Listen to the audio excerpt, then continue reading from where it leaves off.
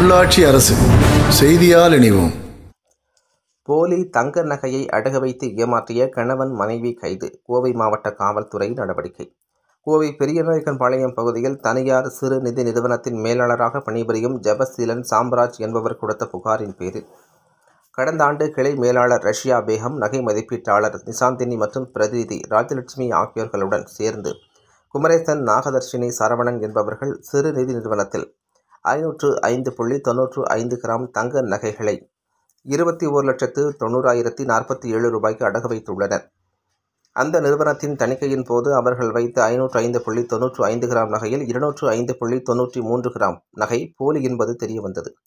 இதுகுறித்து புகாரின் பேரில் நடவடிக்கை எடுக்க கோவை மாவட்ட காவல் கண்காணிப்பாளர் கார்த்திகேயன் உத்தரவின் பேரில் மாவட்ட குற்றப்பிரிவு காவல்துறையினர் புலன் விசாரணை செய்து நிதி நிறுவனத்தில் ஏமாற்றிய கணவன் மனைவியான குமரேசன், நாகதர்ஷினி ஆகியோர்களை கைது செய்து நீதிமன்றத்தில் ஆஜர்படுத்தி கோவை மத்திய சிறையில் அடைத்தனர்.